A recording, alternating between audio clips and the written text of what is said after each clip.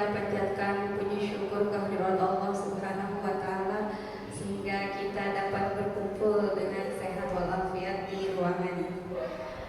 Sebelumnya saya ucapkan terima kasih kepada Bapak Ibu yang telah hadir di acara kali ini.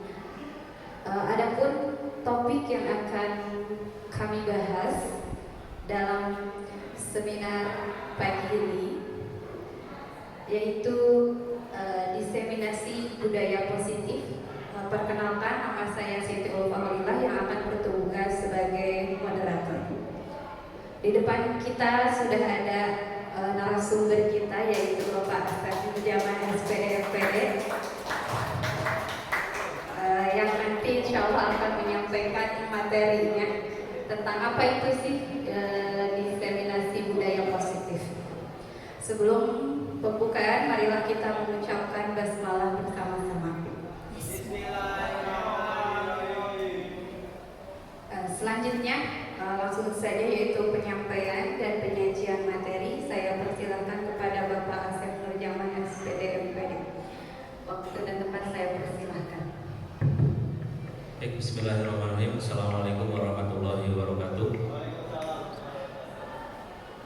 Alhamdulillahirrahmanirrahim. Wa nasta'inu wa nastaghfiru wa na'udzu billahi min syururi anfusina wa min sayyi'ati a'malina. May yahdihillahu fala mudilla lahu wa may yudlil fala hadiya lahu. Asyhadu an la ilaha illallah wa asyhadu anna Muhammadan abduhu wa rasuluhu nabiyyu wa ba'd. Allahumma shalli ala sayyidina Muhammad wa ala sayyidina Muhammad wa salli wa yassir amri wa hlul 'uqdatam min lisani yafqahu qawli bi rahmatika ya arhamar rahimin. Yang terhormat Bapak Ibu guru SMA Negeri 1 Cicurug dan keluarga besar, khusus pembawa acara dan tim teknis yang membantu. Alhamdulillah, terima kasih banyak. Puji syukur kita panjatkan kepada Allah Subhanahu wa taala atas berkat rahmat dan karunia-Nya. Pada pagi hari ini kita bisa melaksanakan kegiatan sesuai dengan rencana kita, yaitu diseminasi budaya positif.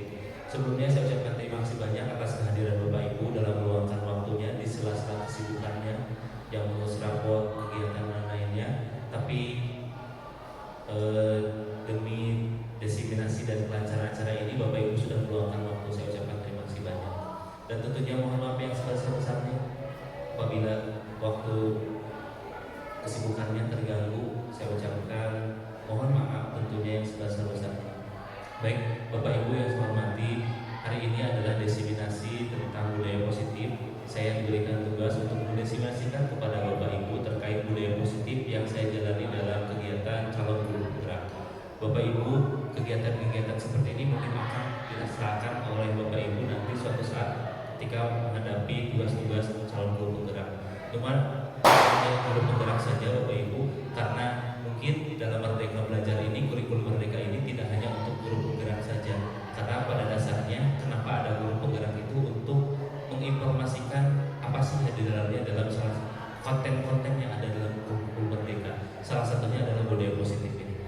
Baik Bapak Ibu, kita mulai saja mempersingkat waktu. Yang pertama adalah kita tentang diseminasi budaya positif. Bapak Ibu yang saya hormati, dalam kurikulum Merdeka ini kita ketahui bahwa banyak platform-platform yang hari ini kita pelajari, terutama dalam kegiatan-kegiatan yang berimplikasi kepada siswa. Oke, yang pertama, Bapak Ibu bisa dilihat bahwa yang paling berdasar dalam kurikulum Merdeka ini sebelum ke yang lainnya ada pembelajaran berdiferensiasi, ada budaya positif, ada yang lainnya. Tapi yang paling pertama adalah yang harus dipelajari itu, yang paling paham itu adalah mengubah mindset dulu, yaitu tentang filosofi Ki Hajar Dewantara. Dalam pertemuan sebelumnya sudah kita bahas tentang filosofi Ki Hajar Dewantara. Namun hari ini mungkin kita akan mengingatkan kembali, apabila mohon maaf pelajaran Bapak Ibu sudah pelajari di platform Merdeka Belajar, bahwa di sini bahwa filosofi KHD dalam bahasa kami KHD Ki Hajar Dewantara itu di sini sudah ada menuntut segala kodrat yang ada pada anak-anak agar mereka dapat mencapai keselamatan dan kebahagiaan yang setinggi-tingginya, baik sebagai manusia maupun sebagai anggota masyarakat.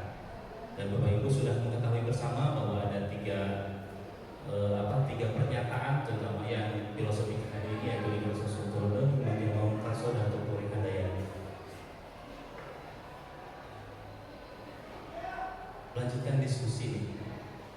Apa impian Bapak Ibu terhadap murid? Kira-kira impiannya apa ya? Mandiri, mantap. Terima kasih Pak Bu. Mandiri apa lagi? Kreatif, apa lagi? Inovatif, mantap. Bahasnya keras-keras.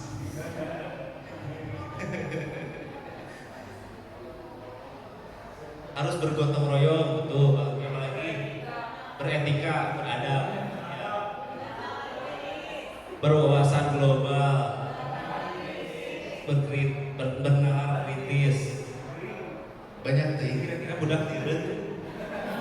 Kan gini, apa impian Bapak Ibu terhadap murid ini aja deh. Jangan terlalu murid. Kan kita masing-masing punya anak nih. Anak kita pengen gimana? Kan anak orang tua dong. Anak saya mau yang apa sih? Apa impian Bapak Ibu terhadap anak? Kan dulu deh. Muridnya dapat banget.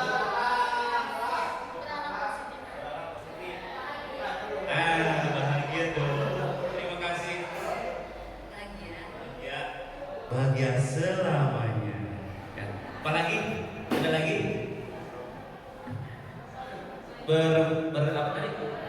Berakhlak, tentunya berakhlak dan berbahagia ya. Dan kalau berakhlak juga itu bahagianya. Bahagia juga itu berakhlak kan? Aneh ya. Bahagia terus anak-anak teh tanpa ada akhlak yang terpuji juga itu. Tepuk tangan dong buat Bapak Ibu. Terima kasih banyak.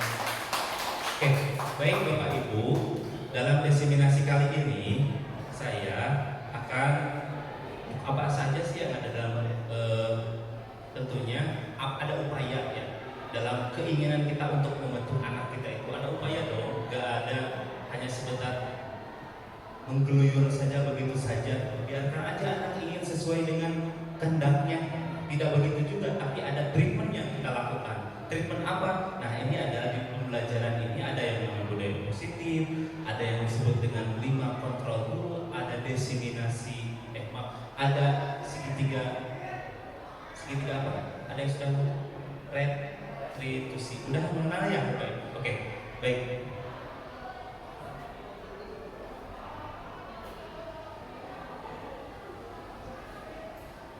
Kan setiap anak itu pasti melakukan kesalahan ya.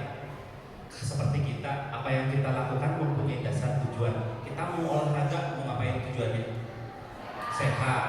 Kita mau nongkrong di kafe ngopi, bahagia ya. Apalagi supaya tidak stres. Terus kalau ada anak, misalkan saya nih mukul pandai, pukul, kira-kira ada tujuan nggak? Ada apa tuh? Apa tuh kira-kira? Marah, dendam, apalagi? Sebelen misalnya.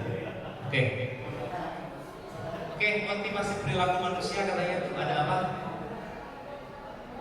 Motivasi perilaku tuh ada untuk menghindari ketidaknyamanan atau hukuman. Kemudian apa lagi? Untuk mendapatkan imbalan atau penghargaan dari orang lain. Kemudian untuk menjadi orang yang meninggikan, menghargai diri sendiri dengan nilai-nilai yang mereka percaya. Mohon maaf, dari ketiga ini 1, 2, 3 ada yang mau diungkapkan nggak? Ini kan motivasi perilaku manusia. Ada 3 nih. Ada menghindari ketidaknyamanan, sieun kehukuman, aya ku kasieun. Yang kedua, ada karena pengen imbalan, ada lagi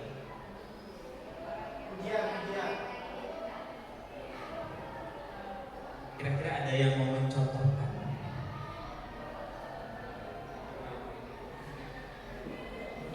Oke, saya menyelesaikan tugas dengan tepat karena mau diperiksa sama kepala sekolah ISA. Lamun teu beres diberikan sanksi. Oke. Berarti apa? Untuk menghindari. Tapi saya ingin yang terbaik, mengelak ke Pak Cepi.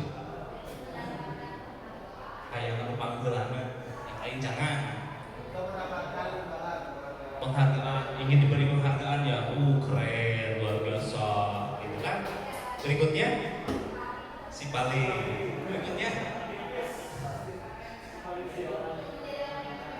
untuk menjadi mereka yang inginkan dan menghargai diri sendiri dengan nilai mereka yang mereka percaya. Saya mah ada lain yang dipuji, lain usia disanksi, tapi ini keyakinan saya bahwa saya harus menyelesaikan ini. Tanggung jawabku Pak banget itu luar biasa pertangaannya. Kira-kira Pak Ustadz kalau dikaitkan dengan ini, kayaknya mirip-mirip banget dengan ketika kita mau disuruh ada perintah untuk menegakkan sholat atau berbuat baik ataupun menghindari perilaku jahanam. Oke. Manusia teh sifat manusia teh aya nu usieun ya anu kakahayang anu kana kupatuh diperintah aya nu usieun ka neraka. Betul ya Bu Ustaz ya? Aya nu hayang ka surga anu katilu karena takwa dimantuk eta mah urang teu mengharapkan surga atau mengharapkan teu sieun ku neraka tapi karena diperintah aja. Nah, kira-kira dari 1, 2, 3 ini mana level yang paling tinggi? Yaitu karena menghargai diri sendiri dan nilai-nilai yang mereka percaya karena kepatuhan dan ketakwaan aja. Ya, ini agak dikoneksi sebetulnya tidak ada di kurikulum Merdeka, tidak terkait dengan itu. Tapi kalau saya koneksiin aja, ya. Jadi kalau misalkan sepertinya nyambung gitu. Ketika nironi, janani sama ilahi gitu ya. Aya nu hayang ansieun ku neraka, aya nu hayang ka surga, aya nu urang mah hayang nanaon gitu ya. Itu kira-kira seperti itu. Kalau dalam lagu Dewa Ahmad Dhani, saya tahu nggak lagu? Sedikit aja Mas.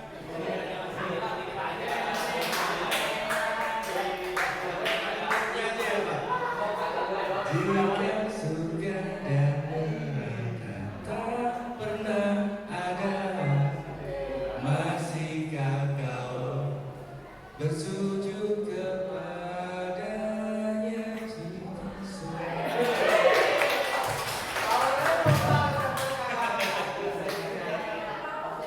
Jika surga dan neraka tidak ada, masihkah kau mau bersujud kepadanya? Ya. Kira-kira begitu, surga, neraka gitu. Nah, berarti tingkat levelnya sudah karena kepatuhan ya, bukan karena hukuman, bukan karena penghargaan, tapi karena keyakinan bahwa ini kepatuhan. Oke, terima kasih Bapak Ibu ya. Itu adalah salah satu motivasi perilaku manusia. Sepakat ya? Sepakat. Perilaku manusia apapun pasti ada tiga unsur motivasinya ya. Oke, berikutnya. Ada juga kalau tadi 3 motivasi perilaku manusia, motivasinya ya. Berikutnya ada 5 kebutuhan dasar. Nah, kebutuhan dasar ini silakan diamati, kira-kira sesuai enggak, terus berikan contohnya.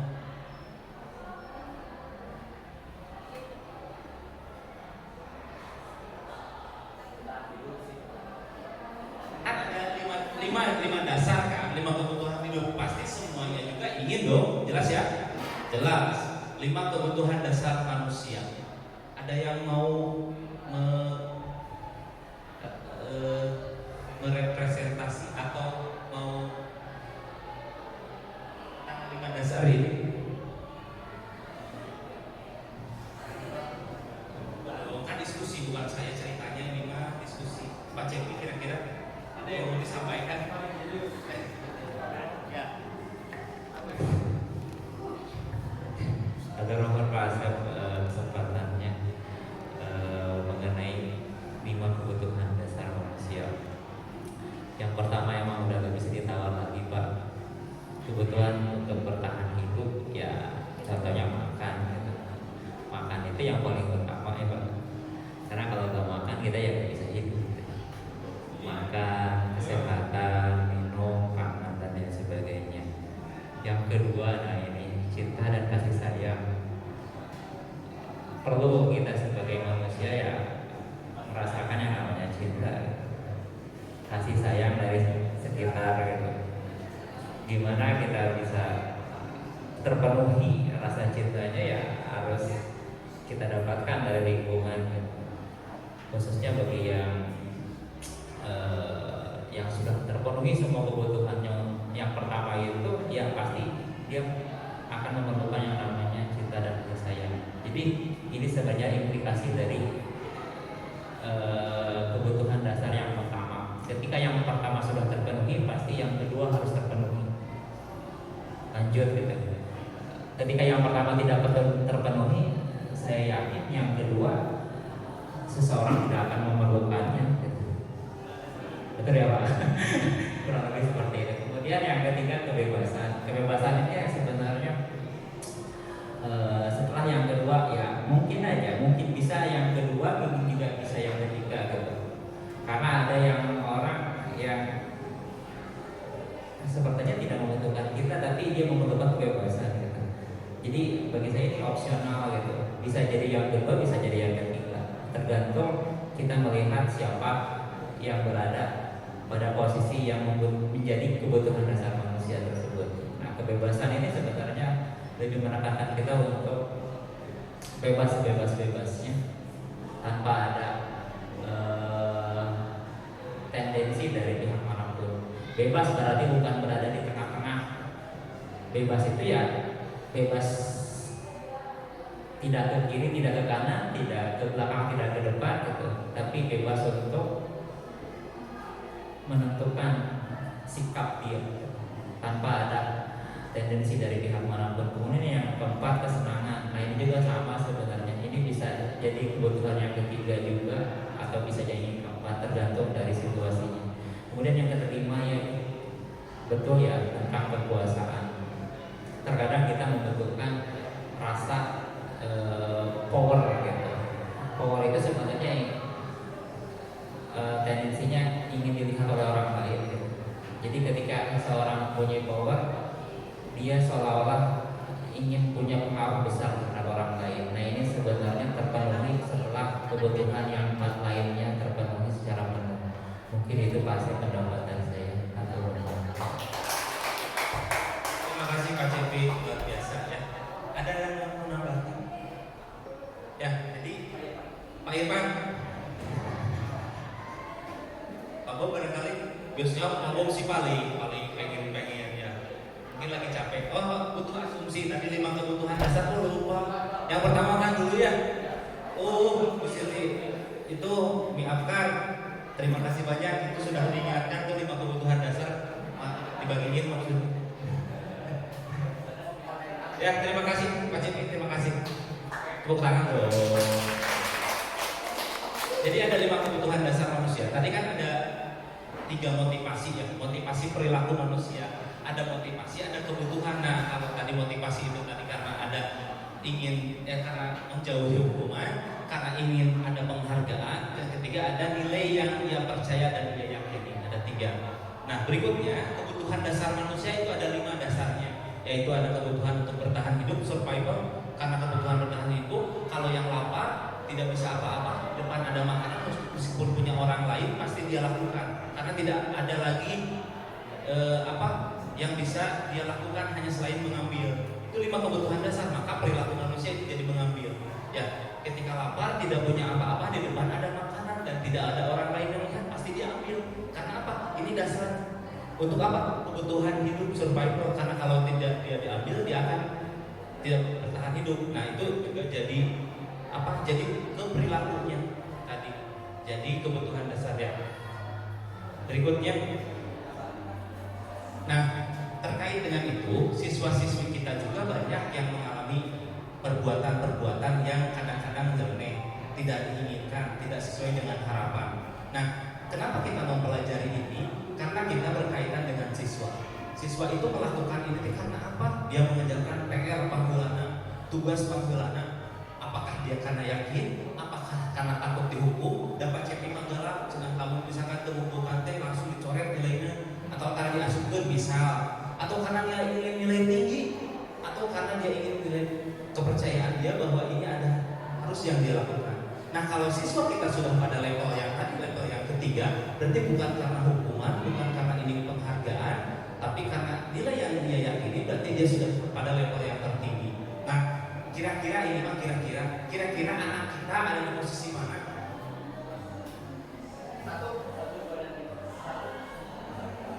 Satu, karena siap dihukum. Ya, betul ya, betul. Dan karena di lapangan ada karena berapa siap upah siap kita lari atau siap kita mengumpulkan sepatu harga mahal misal, kan begitu. Dari luar renang misalnya di Palu tidak beli bola begitu ya, karena takut hukuman. Dan itu sesuai dengan kodratnya ya, anak itu kan baru nyampe levelnya sebegitu. Tapi ketika levelnya sudah naik, nanti suatu saat tidak akan ada lagi namanya orang pensiunan pakai hukuman. Nanti kalau tidak ada ini, bapak tidak akan memberi nilai ya.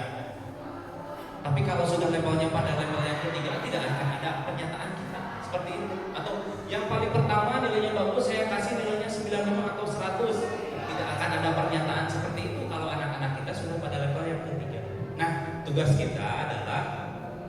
kita semuanya sebagai pendidik mungkin menggiring level anak-anak itu sudah bukan ke arah sana tujuan akhirnya. Meskipun pada saat ini kita berproses. Ya, setuju ya? Oke, terima kasih. Berikutnya, posisi kontrol guru. Nah, posisi kontrol guru itu kan di dalam aktivitas kita di sekolah itu kan kita itu bukan hanya mengajar tapi juga mendidik. Pasti ada perilaku yang salah dong, harus dibenarkan oleh gurunya. Ya, harus diluruskan kalau ada perilaku yang salah. Perilakunya apa? Yang tadi motivasinya ada 3, kemudian ada kebutuhan dasar tadi yang 5. Pasti ada hal aja anak yang misalkan memukul temannya, mengambil barang temannya, atau membuli temannya. Nah, saya ingin tahu nih kegiatan kira-kira di sekolah kita hal apa saja sih yang paling banyak yang nyeleneh ya, yang misalkan di luar peraturan atau di luar keyakinan sekolah, keyakinan kelas yang dibuat. Kira-kira apa rata-rata anak-anak kita melakukan apa? Pembulian, apalagi Bapak? Kurang beretika, apalagi misal langsung jarang ngasih salam ya. Oke, apalagi langsung ke tempat, apalagi tadi ibu apa? Bully ya, misal.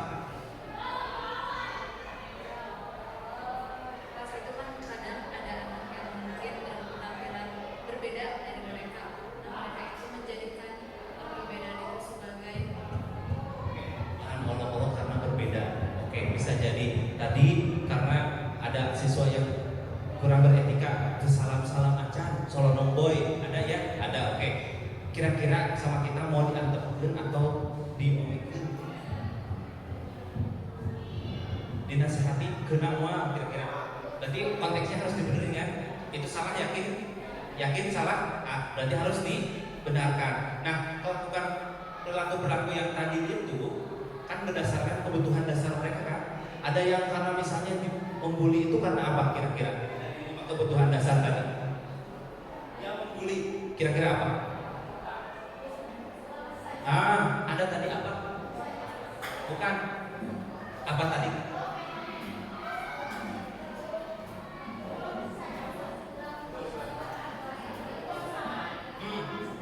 Kan banyak ya kalau diobrolkan anak-anak ternyata anu sok ngabuli teh bisa jadi di rumah anak orang kasih sayang dia show up mencari perhatian kayak dipanggil guru apa ya, karena saya tidak diperhatikan jadi saya show up pengen dipanggil, pengen diberikan cinta dan kasih sayang oleh Bapak misalnya. Bisa Bapak saja bisa jadi kan membuli itu karena senang dah sih resep ngebully teh udah ketama bisa. Berikutnya menunjukkan kekuasaannya. Ini kan memang kebutuhan dasar mereka. Jadi pasti apapun kegiatan-kegiatan, kelakuan perilaku-perilaku yang ada di sekolah yang menyimpang pasti ada kebutuhan dasar ini berkaitan pasti. Nah, maka dari itu berarti harus bagaimana ketika ada yang tadi kurang kasih sayang, tadi misalnya karena ingin menunjukkan kekuatannya, berarti harus apa dulu nih? Harus terpenuhi ya. Ketika 5 dasar kebutuhan ini terpenuhi, mungkin tidak akan ada lagi penyimpangan perilaku. Karena apa? Penyimpangan perilaku itu karena berdasarkan kebutuhan dasar ini. Motivasinya yang 3 tadi. Ya, jelas ya? Jadi kebutuhan dasar perilaku manusia itu anak-anak kita itu karena kebutuhan dasar mereka hanya sholat. Ya. Berikutnya, nah karena kita di sekolah dan harus memperbaiki perilaku anak-anak kita, peserta didiknya, maka ada posisi kontrol seorang guru. Kalau dulu mah ada stimulus respons bahasanya ya, kemudian ada teori-teori lagi. Kalau sekarang itu posisinya berubah jadi posisi kontrol guru. Nah, kira-kira kontrol kita ada di mana?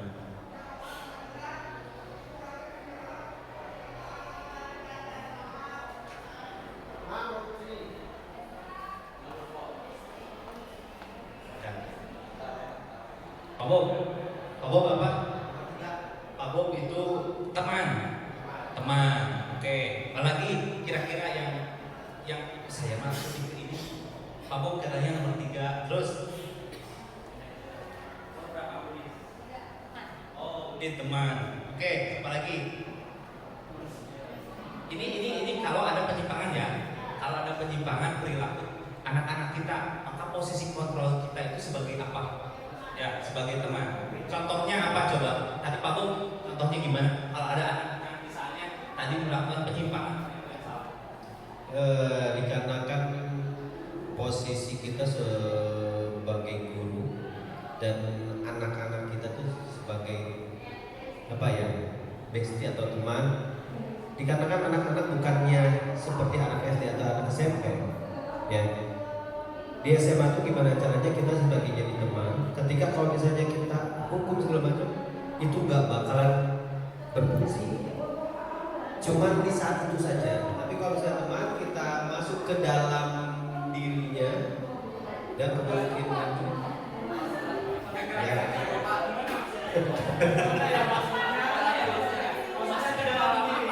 Ya, maksudnya menyentuh hatinya sebagai teman itu nggak usah diomongin. Kita deketin, kita ngobrol, nanti berubah sendiri. Tak perlu harus diomongin kamu tuh kayak gini. Yang ada itu mental. terima kasih. Tepuk tangan dong untuk Pak Bob. Katanya teman. Ada lagi nggak yang kira-kira? Oke, Pak Ande silakan. Kalau saya lebih ke 1, 2, 3, 4, 5 ke manajer. Karena kenapa? Karena dalam memanage ini kita bisa mengatur bagaimana kita memantau, kemudian bisa mengondisikan sebagai teman dan membuat anak tersebut nomor 1 juga merasa bersalah. Jadi posisi di sini manajer bisa brainstorming, jadi lebih curah pendapat ya terhadap anak tersebut, gitu ya, tanpa memasuk ke dalam dirinya. Jadi di sini saya sebagai manajer itu bisa sebagai pemimpin dan menyalahkan anak tersebut, gitu. Terima kasih. Maaf ya, Om, agak beda. Oke, tepuk tangan. Ada lagi yang mau pendapat? Oke, karena kan anak-anak kita itu ada perilaku yang kadang-kadang salah, ada yang menyimpang, ya, tidak sesuai dengan keyakinan. Maka ada posisi kontrol guru kita itu sebagai guru ada 5. Ada yang sebagai penghukum, ada yang membuat merasa bersalah, ada teman, ada pemantau, dan ada manajer. Oke, kita kupas satu-satu ya, Bapak Ibu. Baik, yang pertama ada sebagai penghukum. Baca nggak? Baca nggak?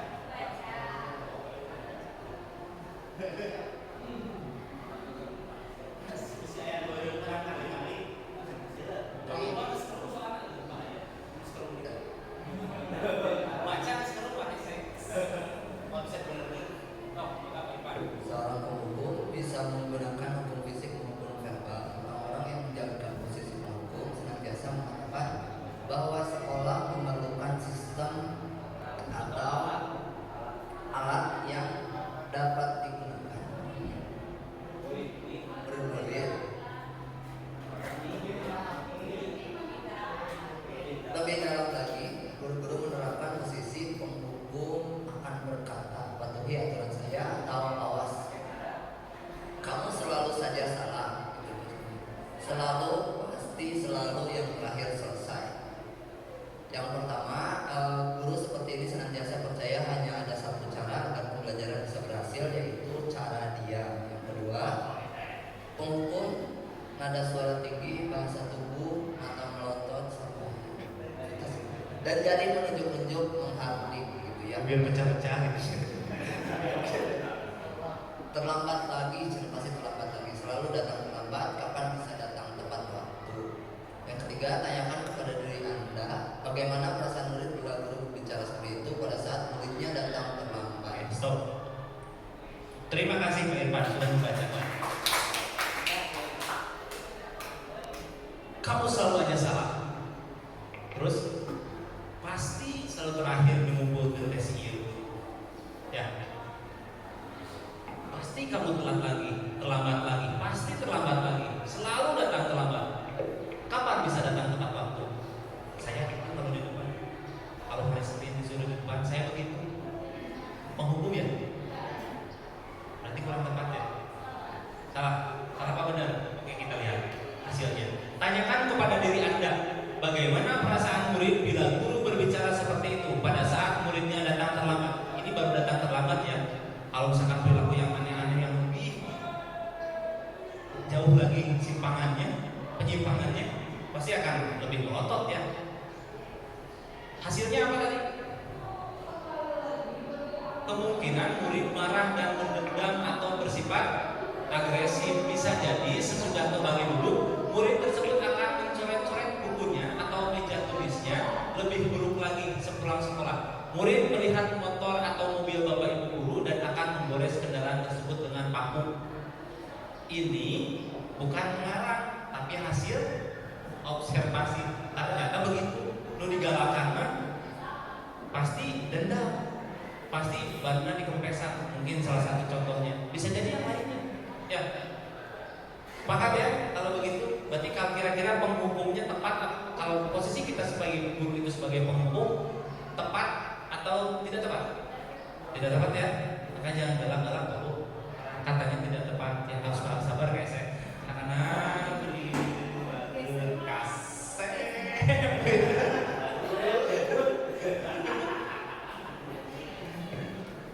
Oke, itu posisi ketika ada perilaku penyimpangan. Nomor 1 adalah sebagai penghukum. Berikutnya, yang tadi nomor 2 itu sebagai apa? Pembuat merasa bersalah. Pembuat merasa bersalah. Buat cocok.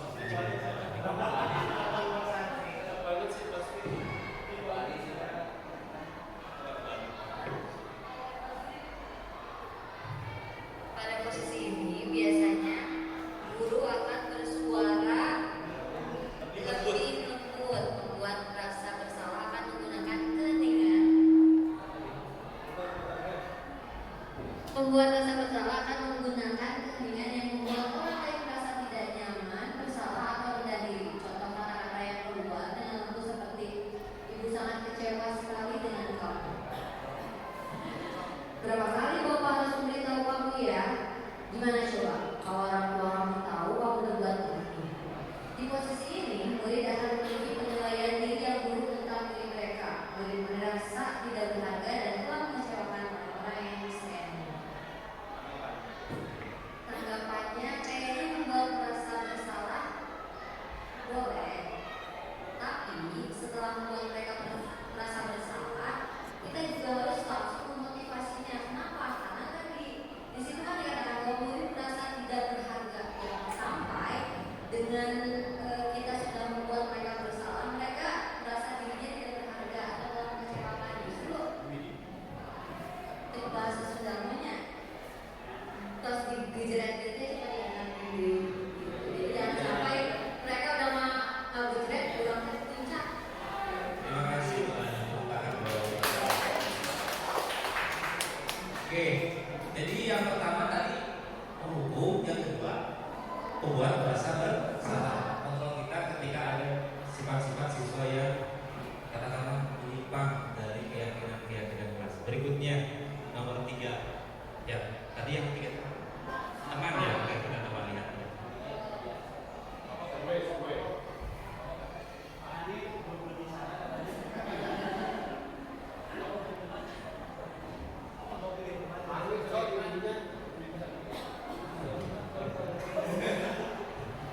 Yang ketiga itu teman, guru pada posisi ini tidak akan menyakiti murid, namun akan tetap berupaya mengontrol murid melalui persuasi. Posisi teman pada guru bisa negatif ataupun positif. Positif di sini berupa hubungan baik yang terjalin antara guru dan murid, pasti.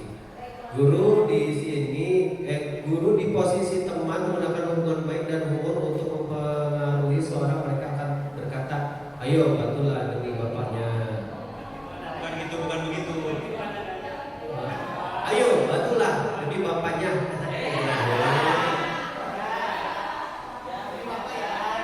Demi bapak ya. Ayo ingat tidak bantu. Bisa nggak dibacain kalau yang merah mah rada mungkin karena mata berbahaya. Coba kasih buku itu bacanya, buku Resa. Yang kedua ya. Ayo ingat tidak bantuan Bapak selama ini.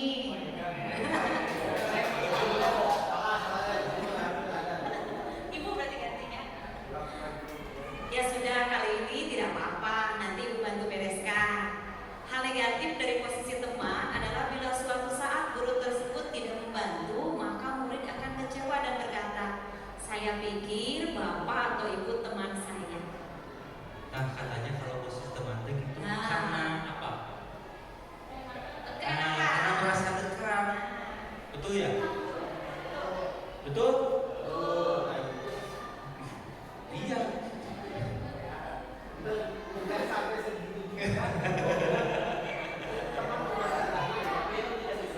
Ada posisinya. Ya.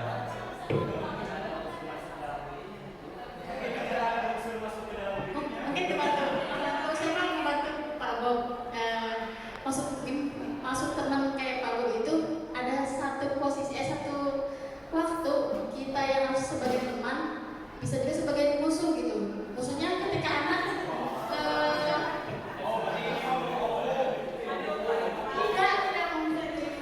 musuhnya dalam hal sama ibu misalnya sama ibu kita melakukan ini loh, tapi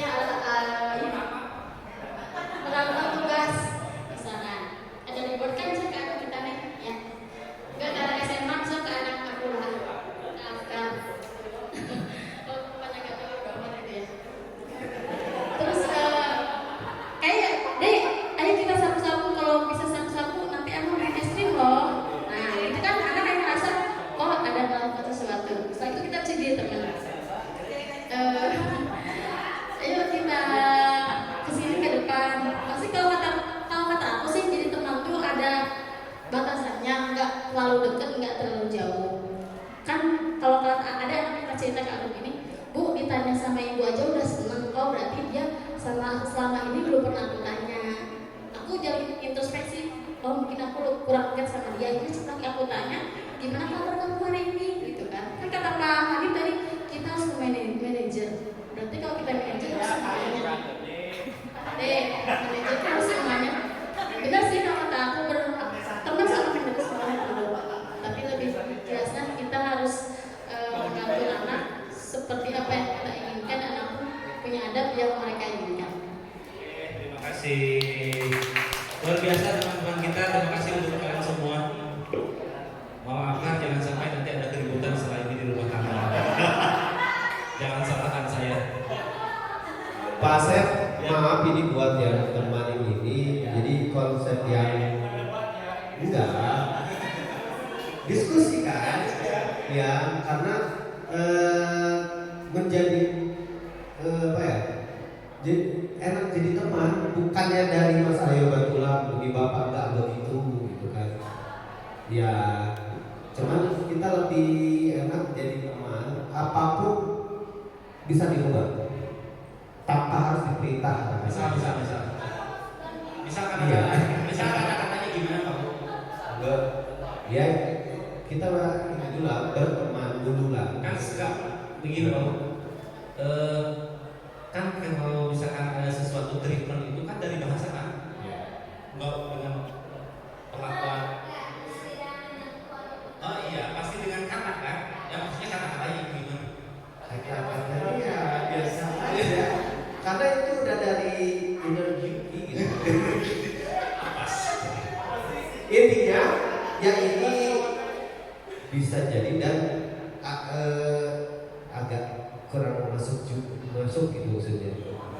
Ya, karena kan ya maksudnya kurang masuknya karena saya menganggap murid itu sebagai teman tapi gak kayak gini gitu maksudnya. Anak-anak juga tidak. Iya. Jadi gini, kalau saya berpengalaman di kelas itu sebagai wali kelas, jadi kadang ada anak itu yang mengalami kesulitan belajar, yang kurang fokus atau mungkin sering melamun. Nah, ketika jadi teman itu posisinya seperti ini, ketika dia tidak bisa beradaptasi di kelas, tidak bisa belajar, kita itu datang sebagai teman. Mungkin kan tadi karena bisa jadi dia itu ada masalah di rumah atau masalah di luar. Kita sebagai teman menjadi wadah untuk dia bercerita kenapa sih dia itu ngomong terus atau kenapa dia itu tidak mau belajar. Jadi teman sharing bercerita. Setelah itu ketika kita tahu permasalahannya apa, mungkin kita bisa istilahnya curhatlah hati ke hati sehingga bisa merubah perilaku dia yang tadinya tidak semangat menjadi semangat karena dia merasa punya teman bercerita, tidak dipendam sendiri. Seperti itu. Oke, terima kasih, luar biasa. Terima kasih teman-teman, luar biasa. Jadi posisi yang pertama tadi apa, penghukum? Yang kedua membuat rasa bersalah, yang ketiga teman. Sudah jelas pasti ya, ini hanya salah satu narasi contoh kata-katanya saja. Mungkin kata-kata kan banyak, ya tidak hanya seperti ini, tapi lebih ke seperti menganggap teman aja, gitu ya. Ini kan salah satunya contoh begini. Nah, oke, berikutnya. Yang keempat itu apa? Memantau ya, monitoring ya. Kebaca kan? Yang atas itu memantau berarti mengawasi. Pada saat kita mengawasi, kita bertanggung jawab atas perilaku orang-orang yang kita awasi. Posisi pemantau berdasarkan pada peraturan-peraturan dan konsekuensi. Dengan menggunakan sanksi atau konsekuensi, kita dapat memisahkan hubungan pribadi kita dengan murid sebagai seseorang yang menjalankan posisi pemantau. Pertanyaan yang diajukan seorang pemantau, contohnya, ini contoh-contoh kata-kata sebagai pemantau. Ketika anak-anak ada yang melakukan pelanggaran atau penyimpangan perilaku, contohnya kata-kata yang pertama apa tuh? Peraturannya apa? Misalkan ada yang salah nih. Terus ditanya peraturannya apa? Bukan, peraturannya apa? Bukan. Peraturannya apa? Berikutnya apa lagi? Apa yang telah kamu lakukan? Ya, berarti kan dia suruh berpikir apa yang kamu lakukan dan membandingkan keyakinan yang jelasnya, membandingkan antara posisi A dengan A aksen gitu ya. Oke. Berikutnya, sanksi atau konsekuensinya apa? Ya, jadi mereka mengetahui sendiri posisi sendiri. Dia mengetahui kalau kita sebagai pemantau. Nah, posisi pemantau sendiri di sini ada seseorang pemantau sangat mengandalkan perhitungan, catatan, data yang dapat digunakan sebagai bukti atas perilaku seseorang. Posisi ini akan menggunakan stiker, slip, catatan, daftar cek KBK ya, tuliskan ke kelas, memulai kelasnya. Nah, banyak kan BK yang menulis ini dicatat datanya dan sebagainya. Oke. Posisi pemantau sendiri berawal dari teori stimulus respon yang menunjukkan tanggung jawab guru dan mengontrol guru. Oke. Jadi tadi ada yang pertama mengingatkan apa? Penghukum, yang kedua membuat rasa bersalah, yang ketiga teman, yang keempat memantau, yang kelima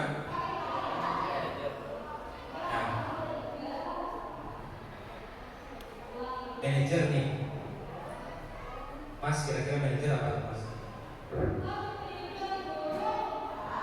Manajer menurut saya adalah orang yang bisa memanage kelas ya Pak, dimana dia bisa menampung pendapat dari semua siswa. Terus manajer adalah posisi di mana guru berbuat sesuatu bersama dengan murid. Nah, berarti manajer ini mengikuti umpaman murid dalam membuat keputusannya. Terus mempersilahkan murid mempertanggungjawabkan perilakunya. Jadi selain membuat, mereka juga mempertanggungjawabkan apa yang mereka sepakati.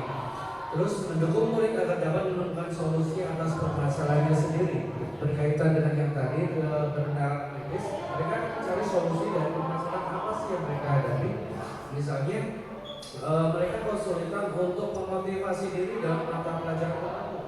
Nah, mereka akan mencari solusi dari permasalahan tersebut. Nah, seorang manajer telah memiliki keterampilan di posisi teman maupun pemantau. Jadi selain dia dekat, dia juga memberikan notis atau peringatan bahwa nanti kalau kamu berbuat salah atau terlambat mengumpulkan tugas misalnya, nanti konsekuensinya adalah ini. Itu menurut saya. Terus, namun bila kita ingin menjadi manusia yang merdeka, mandiri dan berjaya, maka kita perlu mengacu pada restitusi yang dapat menjadikan murid kita seorang manajer bagi dirinya sendiri. Jadi setelah mereka sudah bisa di-manage, mereka akan melakukan manajemen terhadap dirinya sendiri. Jadi mereka ada kesadaran terhadap dirinya sendiri. Di manajer, murid diajak untuk menganalisis kebutuhan dirinya maupun kebutuhan orang lain.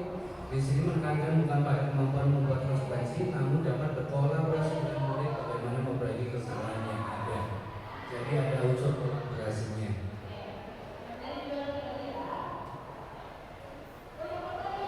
Seorang manajer akan berkata apa yang kita yakini. Kembali ke keyakinan kelas. Apakah kamu meyakininya? Jika kamu meyakininya, apakah kamu bersedia memperbaikinya? Jika kamu memperbaiki ini, hal ini menunjukkan apa tentang dirimu? Apa rencana kamu yang kamu untuk memperbaiki hal ini? Tugas seorang manajer bukan untuk mengatur perilaku seseorang. Kita membimbing siswa murid untuk dapat mengatur dirinya, tetapi lebih ke manajemen diri sendiri. Seorang manajer bukan hanya memisahkan murid dari kelompoknya, tetapi membalikkan murid tersebut ke kelompoknya dengan lebih baik dan kuat. Berarti nanti ada unsur kolaborasi ya. Bisa jadi dalam praktik penerapan disiplin sehari-hari kita akan kembali ke posisi teman atau pemantau. Berarti seorang guru itu akan bisa kembali ke posisi teman atau pemantau tergantung dengan kondisi di kelas. Karena murid yang ditangani belum siap diajak diskusi atau diundang melakukan restitusi. Namun perlu disadari tujuan akhir dari 5 posisi kontrol seorang guru adalah mencapai posisi manajer, di mana di posisimu inilah murid dapat menjadi pribadi yang mandiri, merdeka, dan bertanggung jawab atas segala perilaku dan sikapnya yang pada akhirnya dapat menciptakan lingkungan yang positif, nyaman, dan aman. Oke, terima kasih. Jadi pada akhirnya apa posisi terakhirnya? Posisi manajer. Jadi pada akhirnya kita akan pada level posisi manajer. Posisi manajernya apa? Sebagai apa? Ada pemantau, ada teman. Ya. Oke. Jadi di sini ada, namun perlu disadari tujuan akhir dari 5 posisi kontrol seorang guru adalah pencapaian posisi manajer. Karena apa? Karena pada posisi manajer itu dia akan mengawasi, dia akan membimbing ketika ada penyimpangan, dia akan membuat solusi sendiri permasalahannya. Jadi membimbing permasalahan sebagai manajer. Manajer itu berarti membimbing apa? Membimbing siswa untuk menghadapi permasalahannya dan mencari solusi bersama. Seperti itu. Jelas ya teman-teman? Oke, berikutnya. Oke, berkaitan dengan yang tadi 5 posisi kontrol guru, di sini ada mengapa keyakinan kelas, mengapa tidak peraturan kelas saja. Nah, dalam kurikulum merdeka bukan peraturan atau tata tertib yang dipakai, tapi adalah keyakinan kelas atau keyakinan sekolah. Perbedaannya di sini, contoh. Di sini ada pertanyaan.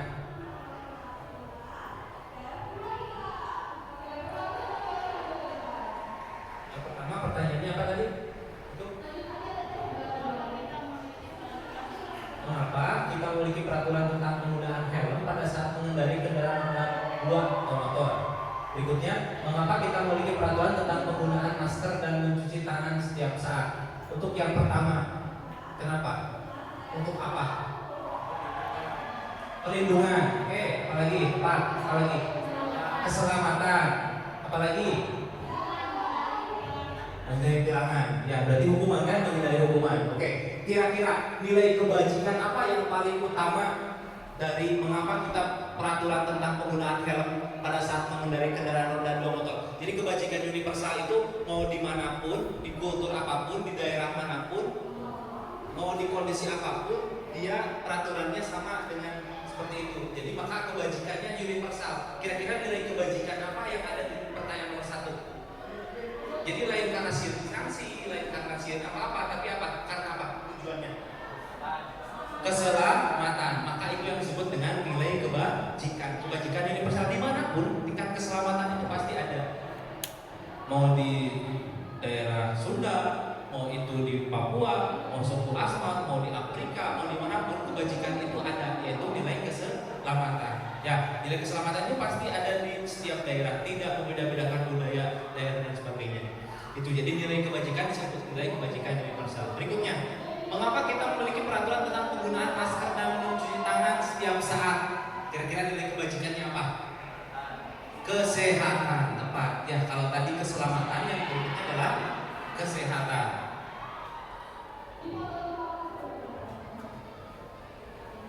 Berangkat dari itu, nilai-nilai kebajikan itu, maka ada yang disebut dengan keyakinan, bukan peraturan. Perbedaannya apa? Nah, teman-teman sekarang harus kita membuat apa itu peraturan, apa itu keyakinan. Nah, bisa dibaca teman-teman.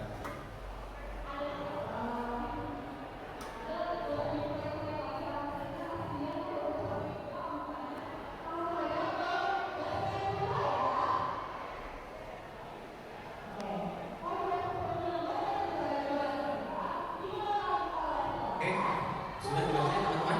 Sudah, kira-kira ini. Nah, jika saya mau ada peraturan, jadi perbedaan peraturan dengan keyakinan itu, kalau peraturan itu berupa tata tertib dari atas ke bawah ya. Kalau keyakinan kelas dari bottom up ya, dari teman-teman, dari siswanya. Nah, kita akan simulasikan pembuatan keyakinan kelas. Simulasikan.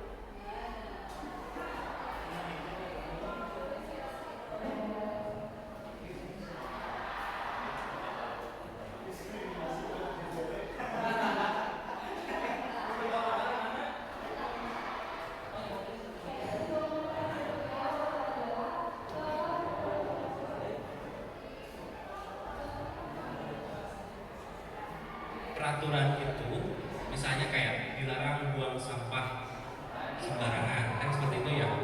Dilarang pakai lipstik, peraturan kan. Kemudian apa tuh? Dilarang apa bahasanya? Dilarang peraturan seperti itu. Apa? Telinga. Kalau tidak ada telinga.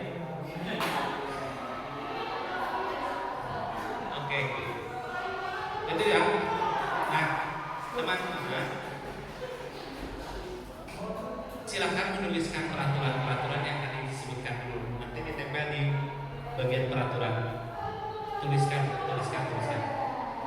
Peraturan misalkan contoh aja, misalkan satu, dilarang membawa sepeda motor, nggak apa-apa. Iya, contoh aja, nggak usah banyak, satu aja.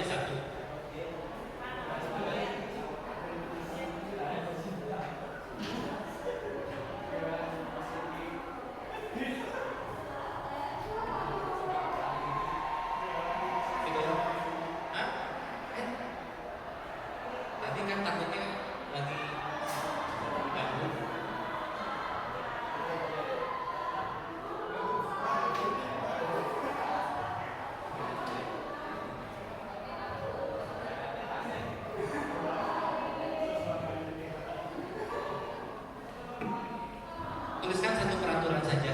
Misalkan dilarang buang sampah sembarangan atau dilarang menggunakan apa? Rok di atas lutut misalnya.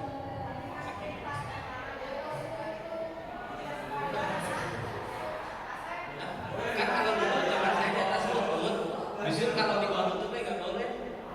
Ya, zaman saya, kalau teman-teman itu nggak boleh di bawah lutut.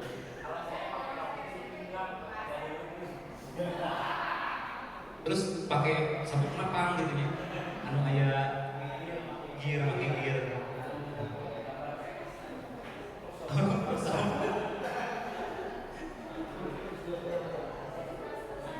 Terus buka di gear, botolannya gitu.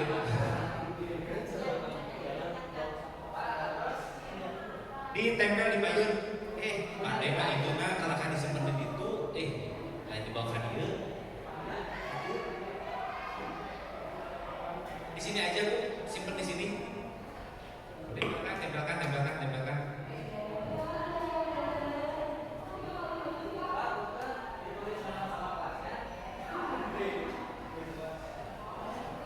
Boleh.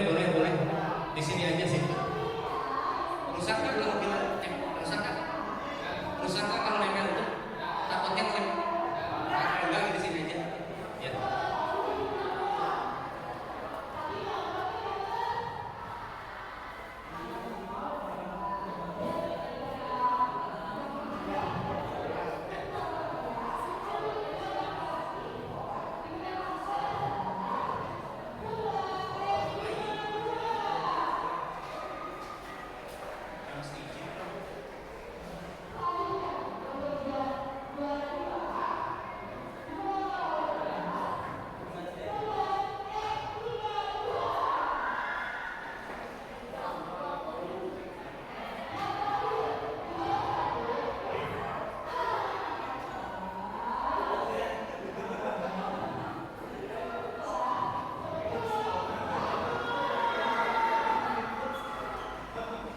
Peraturan yang pertama dilarang menggunakan make up, dilarang menggunakan sepatu putih, menggunakan seragam sesuai dengan jadwal yang ditentukan sekolah. Bagi siswa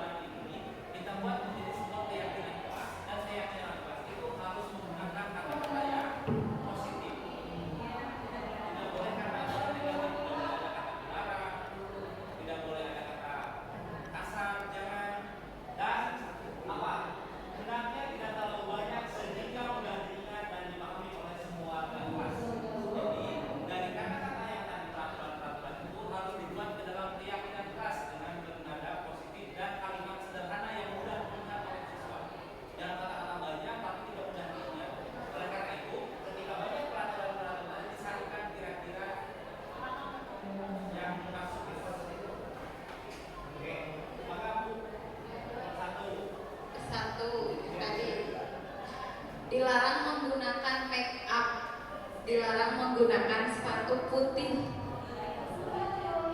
Kira-kira apa kalau keyakinan kelasnya? Kan kata dilarang menggunakan make up, dilarang menggunakan sepatu putih. Oke. Kira-kira apa?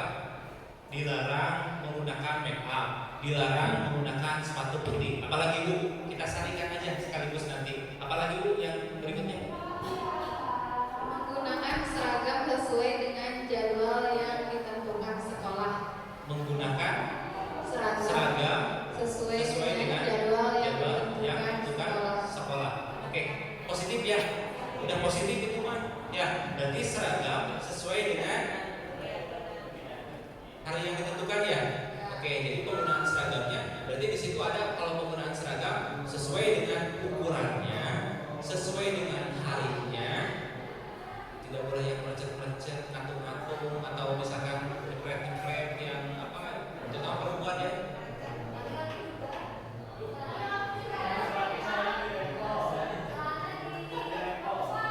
Oh, yang pas.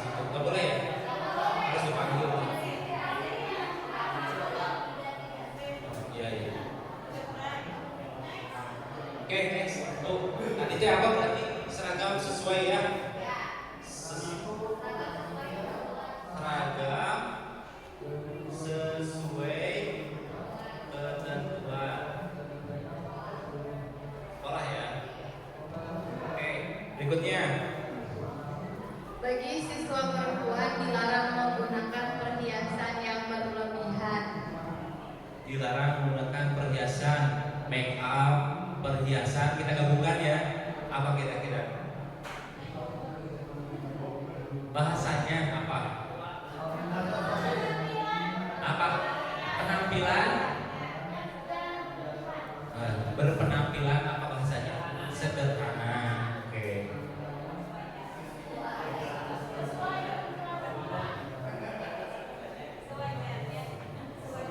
Ini ya, tentuannya udah jelas ya. Seragamnya sesuai, penampilannya sederhana. Oke. Apalagi Bu? Dilarang pacaran. Dilarang pacaran.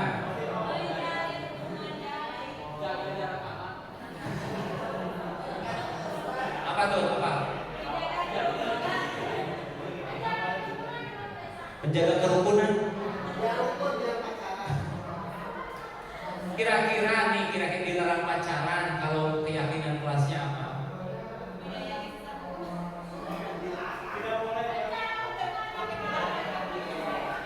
Apa? Menjaga hubungan baik. Pacaran hubungannya baik nggak?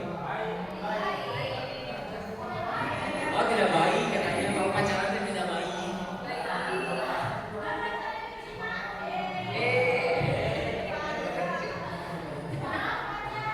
Oh tahu.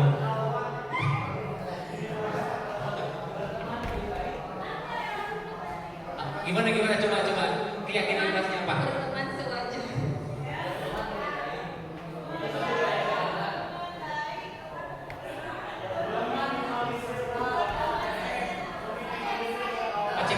KCP. Coba apa? Kalimatnya apa yang jangan ada kata dilarang? Dilarang berpacaran. Tadi kan itu negasi ya. Kita buat negasinya hilang, seolah-olah tidak ada. Seperti ini sudah menjaga hubungan antar siswa sesuai norma. Apa bisa?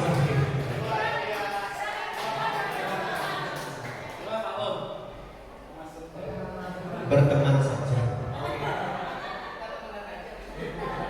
Teman saja.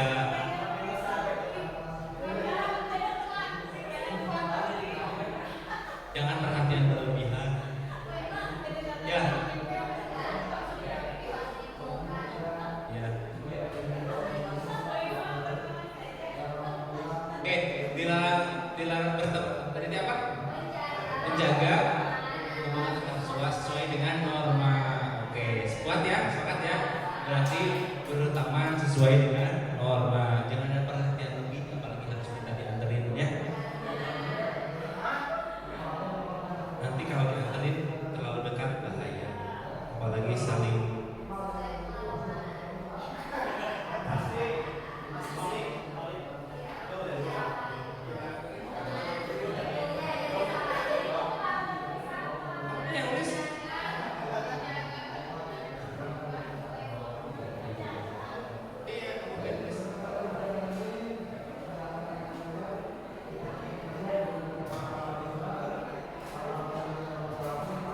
Jangan sering-sering telepon.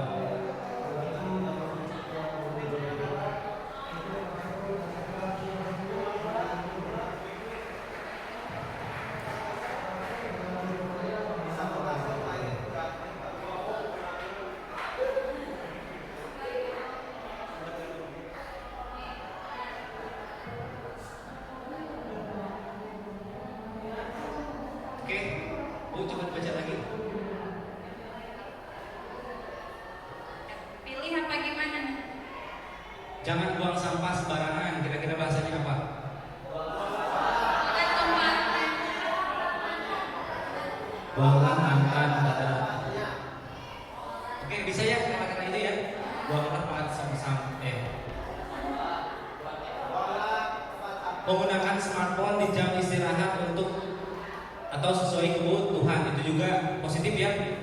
Oke, apalagi memakai seragam sesuai ketentuan, dilarang Membawa senjata tajam. menggunakan pengaruh sesuatu warna hitam. Siswa apa? Siswa dilarang membawa senjata tajam dan obat-obatan terlarang.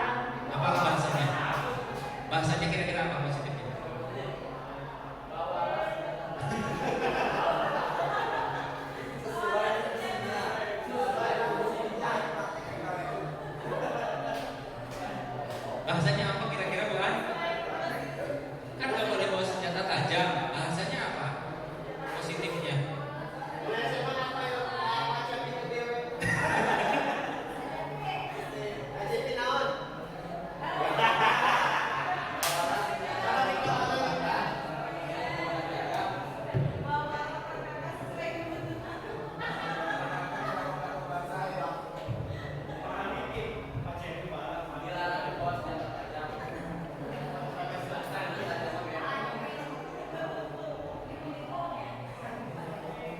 Dilarang membawa senjata tajam dan obat-obatan terlarang.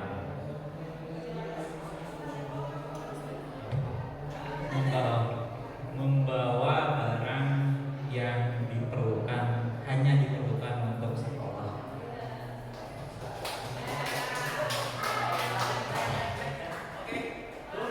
Membawa barang yang hanya diperlukan untuk kegiatan sekolah. Kebutuhan belajar saya. Kebutuhan belajar di sekolah. Membawa perlengkapan sesuai dengan kebutuhan belajar. Ya, oke. Sepakat ya, sepakat ya. Oke, terima kasih. Oke, mohon maaf Bapak Ibu. Berikutnya kita ada satu materi yaitu segitiga restitusi. Nah tadi kan dibahas ada kata restitusi dan materi terakhir. Segitiga restitusi itu apa sih?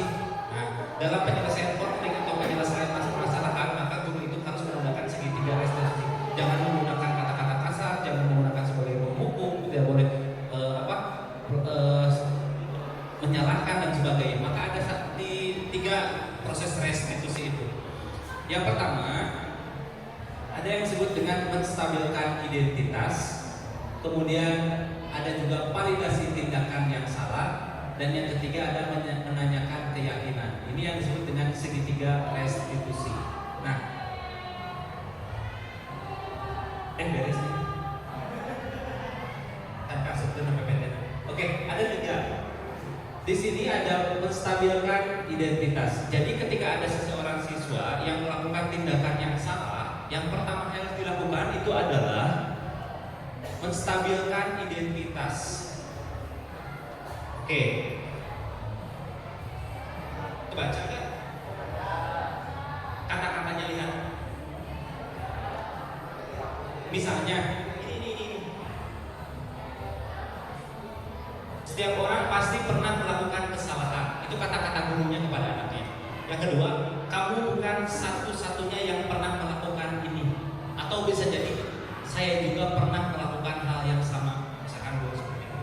Nah itu yang disebut dengan menstabilkan identitas. Contoh, ada anak misalnya, ada anak memukul temannya karena sepatunya disumputkan. Oke, sepatunya disumputkan. Nah, apa yang harus kita lakukan? Berarti menggunakan 3 restitusi ini. Yang pertama, panggil anak itu, kemudian tanyakan dulu apa yang telah kamu lakukan. Dia bercerita sendiri apa alasannya melakukan itu. Nah, kemudian kita terima, jangan langsung menyalahkan. Yaitu apa? Oh, saya paham. Saya juga pernah melakukan yang sama. Bisa, atau setiap orang pasti melakukan kesalahan. Apa yang kamu lakukan itu adalah suatu pembelaan diri misalnya. Itu ada yang disebut dengan menstabilkan identitas. Jadi identitasnya distabilkan dulu. Langkah berikutnya adalah ada validasi tindakan yang salah. Apa pertanyaannya? Apa yang kita ucapkan kepada anak? Kamu tentu punya alasan mengapa melakukan itu. Nah, kita bertanya kepada anak, alasannya kenapa sih kok begitu? Nah, itu yang disebut dengan validasi tindakan yang salah. Atau adakah cara yang lebih efektif untuk mendapatkan apa yang kamu butuhkan? Ya, pokoknya memvalidasi tindakan yang salah. Contoh pertanyaannya seperti itu. Ya, kunaon sih kabeulanan wae? Pertanyaannya begitu. Ya, kenapa alasannya di rumah berangkat dan sebagainya? Pasti alur-alurnya banyak panjang. Ya, alur untuk validasi tindakan yang salah. Berikutnya apa? Menanyakan keyakinan. Pertanyaannya apa? Kira-kira kalau kamu kesiangan terus, ada gak keyakinan yang dilanggar? Keyakinan itu tadi tapi sudah dibuat tidak positif. Kira-kira keyakinannya apa? Oh iya Pak, saya terlambat, mohon maaf. Kemudian di sini dalam menanyakan keyakinan, kamu ingin menjadi orang seperti apa? Berarti harus mencari solusi sendiri. Nah, kira-kira kalau datang terlambat harus bagaimana sih caranya? Ya, seperti itu. Paham ya Bapak Ibu? Oke, mohon maaf karena harus ada simulasi. Karena harus ada simulasi, saya berikan kasus, contoh kasus. Misalnya ada seorang siswa yang datang ke sekolah pakai pakaian tidak sesuai dengan aturan. Misalnya hari Senin itu harusnya pakai seragam putih abu, dia datang malah menggunakan batik, bari acak-acakan, bari terlambat. Oke, ada satu contoh kasus seperti itu. Saya minta ada bapak ibu guru satu orang yang melakukan segitiga restitusi tadi, kemudian ada satu orang anak untuk simulasi dan satu orang untuk membahas apa yang dilakukan. Nah, tadi kata-kata ini misalnya itu adalah menggunakan stabilkan identitas. Kata yang menggunakan berikutnya, nah ini adalah stabilkan validasi tindakan yang salah. Kemudian ada lagi menanyakan keyakinan. Bisa Bapak Ibu? Oke, saya ulangi kasusnya, anak itu terlambat, kemudian apa? Seragamnya tidak sesuai. Alasannya apa? Dia kaburangan minum dininya misal. Ya, kaburangan minum dininya, nggak keburu di rumah tidak ada baju yang sudah rapi, hanya itu baju satu-satunya yang rapi. Dia langsung ke sekolah. Bisa? Bisa Bapak Ibu? Jadi ada satu orang siswa, satu orang guru melakukan segitiga restitusi dan anak tadi kaburangan dengan alasan bajunya cuma satu-satunya yang rapi, kemudian dia terlambat karena nginep di neneknya, misalnya begitu. Bisa?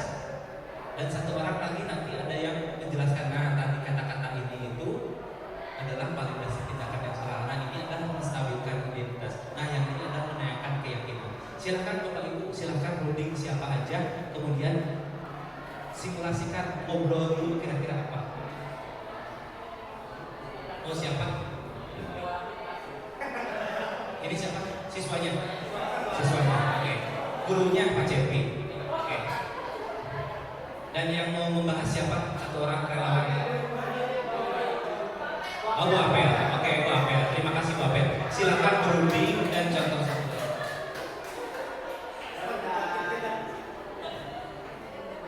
Oke, silakan ngobrol dulu 5 menit atau sampai 70 menit.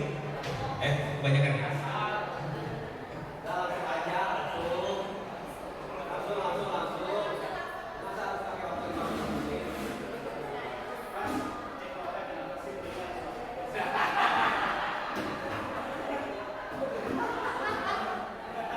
Oke, silakan Pak Cepi sebagai guru. Benar Pak Chef. Ya, Saya harus ideal.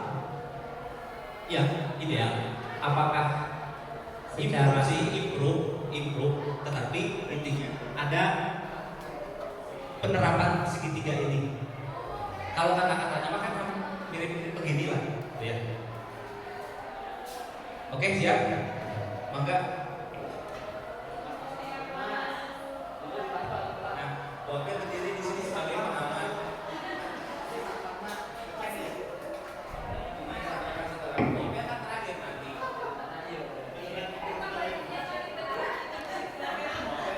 Wakil nanti yang akan menjelaskan.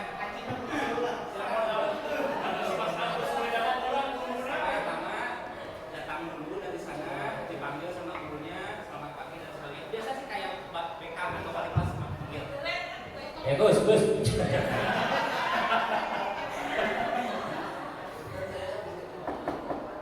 Assalamualaikum. Waalaikumsalam. Ada apa Gus? Punten Bapak tadi manggil saya. Oh iya. Ada apa ya Pak? Sebelumnya aku tahu kenapa dipanggil. Kurang tahu Pak. Siapa yang menginfokan Agus dipanggil? Tadi kata ketua kelas Pak, si Pak Lutfi. Pak, si Lutfi Pak. Masih Lutfi. Selain Lutfi siapa yang manggil Agus? Lutfi aja. Ada Hadi Pak tadi bilang. Udah tahu. Jadi sekarang kenapa harus dipanggil? Masih belum tahu. Belum tahu Pak. Agus merasa gak ada yang salah kenapa harus dipanggil? Apa ya Pak? Apa berbuat apa gitu. Hari ini kira-kira dipikir-pikir dulu, Agus pernah membuat kesalahan apa ya hari ini sampai dipanggil ke BK? Apa karena saya salah kostum ya Pak? Nah, salah kostum. Memang bukan hanya Agus yang pernah melakukan salah pakai baju. Ada beberapa siswa yang lain juga pernah salah memakai baju. Ya, jadi intinya Agus dipanggil untuk diberitahu bahwa Agus salah memakai baju untuk hari ini. Oh iya Pak. Maaf Pak, tadi kan saya dari rumah nenek, terus terburu-buru karena rumahnya kejauh, terus karena waktunya mepet dan baju yang tersedia hanya ini, jadi saya pakai baju yang ini Pak. Padahal saya belum nanya loh, kenapa pakai baju batik? Udah jawab duluan. Ya mending saya jujur ke Bapak daripada nanti saya kelakuan. Untuk kedepannya nanti gimana Agus? Atau misalkan dengan melihat kejadian ini berarti kan ada sesuatu yang telah Agus langgar ya? Iya Pak. Apa yang sudah disepakati atau sesuatu yang sudah dibicarakan dengan guru ketika di kelas itu apa Agus? Di kedisiplinan di tata tertib sekolah Pak. Tata tertib. Tetap tertib yang dibacain oleh guru pada umumnya gitu atau yang udah Agus sepakati di kelas? Saat MPLS kemarin Pak. Saat MPLS. Kalau di kelas Mas ada juga apa? Kesepakatan nggak yang udah Agus buat bersama teman-teman dan guru pada waktu itu? Harus masuk tepat pada waktunya Pak. Misalnya pada jam CP harus masuk di kelas jam 7 tepat gitu, atau sebelum jam 7. Itu aja. Mengenai sesuatu yang telah Agus langgar atau misalkan salah kostum hari ini, ada nggak kesepakatan yang udah dibuat? Peraturan sekolah Pak itu Pak. Peraturan sekolah, berarti kurang lebih sampai itu ya. Iya Pak. Terus nanti kedepannya harus seperti apa? Harus menyikapi ini. Saya tidak akan mengulangi lagi dengan tidak akan terlambat lagi pertama. Yang kedua adalah memakai seragam sesuai dengan peraturan yang ada di sekolah. Dan yang ketiga akan lebih bersiap lagi sebelum berangkat ke sekolah, mungkin bangun lebih pagi. Seperti itu Pak. Ya, kalau Agus sudah menyadari itu semua, berarti kedepannya Agus tinggal jadikan pelajaran buat hari ini supaya tidak terjadi lagi kemudian hari. Terima kasih Bapak. Silakan Agus kembali lagi ke kelasnya. Betul Bapak. Tangan.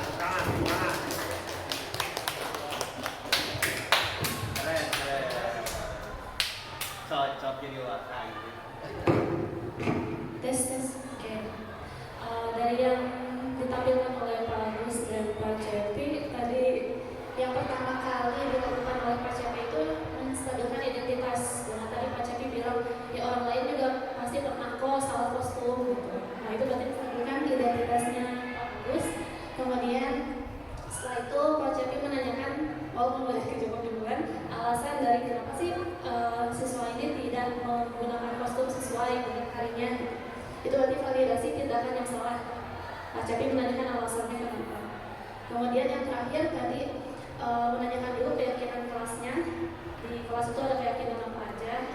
Salah satunya kan pakaian. Terus nanti juga tadi juga ditanyakan ke depannya Agus akan seperti apa harapan lalu itu berarti kan menanyakan keyakinannya agar nanti ke depannya siswanya itu akan berubah. Terima kasih kebukaan untuk teman-teman kita luar biasa. Simulasinya seperti itu kira-kira ya. Jadi penerapan segitiga restitusi apapun itu permasalahannya jadi tidak dibentak-bentak, dimarahi apalagi dipukul, apalagi dipotong, tapi menggunakan segitiga restitusi. Yang pertama apa? Menstabilkan identitas. Yang kedua, validasi tindakan yang salah. Yang ketiga, menanyakan keyakinan kelas. Oke, terima kasih Bapak Ibu. Mohon maaf. Mungkin ada pertanyaan nggak sebelumnya? Sebelum tutup? Tidak ada? Ada yang menanyakan? Cukup? Kelas sudah ada ya? Terima kasih banyak atas waktunya. Mudah-mudahan hari ini yang kita lakukan ini bermanfaat. Mudah-mudahan demi